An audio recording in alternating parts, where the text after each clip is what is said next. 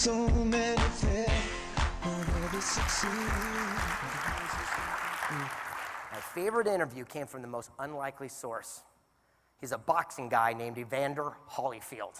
You all know Evander, right? He won more heavyweight championships than anyone. And I asked him, I go, Evander, what makes you special? He looks at me and says, I have a higher standard. I go, what does that mean? He goes, well, if you have a car and you will not tolerate it running bad, being dirty, you have a better car than your neighbor. He goes, at home, if you have a household, you will not tolerate your husband being drunk, kids being a mess, you have a better family dynamic. In sports, I showed up early, left late, invented exercises, had a higher standard, and I won more championships than anyone else ever will. I go, wow. He goes, where could you be, or anyone, if you're a pet groomer, stockbroker, or insurance guy, and had a higher standard than the person standing next to you? And I went, that's pretty cool. And I go, but didn't it hurt getting in a fight? He goes, yeah, it hurts, but you don't focus on the pain. As soon as you focus on the blows, where do you think you end up? Knocked out on your back. He goes, but outside the ring, that's what everyone does. They focus on the gas prices and the war and my boyfriend's mean, and they wonder why they never become a champion in their own field. And then he pulls me in close and he goes, you know what the funny thing is? When you do win the championship, everyone comes to their feet. They chant your name in victory. They raise your hand, and a guy comes out with a big belt and puts it on your waist. At that moment, at that second, you do not feel even one of the punches you took along the journey.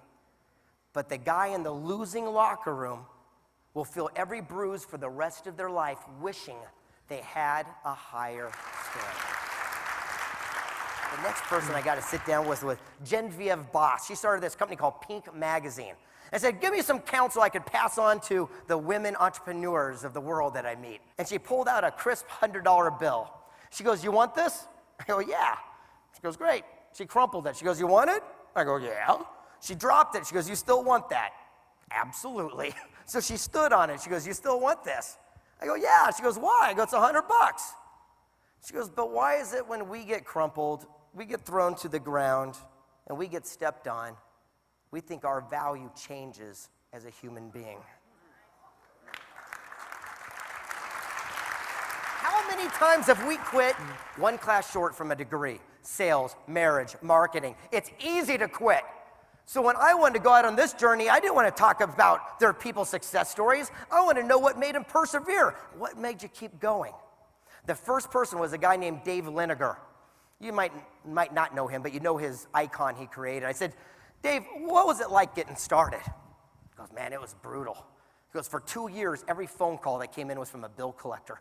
I was so embarrassed when the phone would ring, I'd run across the hall and pick it up so my secretary wasn't embarrassed. He goes, the third year, they threw me in jail. They called me a liar, a fraud. I go, what'd you do? He says, well, I took my attitude from trying to prove them wrong to something more admirable, prove myself right. He says, I called every bill collector, says, look, I'm going to be honest. I don't have $50,000 I owe you, but I got $50 and a promise that I won't quit. I won't give up. Don't give up on me. I won't give up on my dream. On the fourth year, someone bought the very first business, and that's what we know today as Remax Real Estate Corporation. And he says, forget about me and my success. I'm nothing. He goes, but how many people's lives were changed because I didn't quit? More importantly, how do we know that the person who's got the cure to cancer isn't about to give up because their phone's ringing at this moment?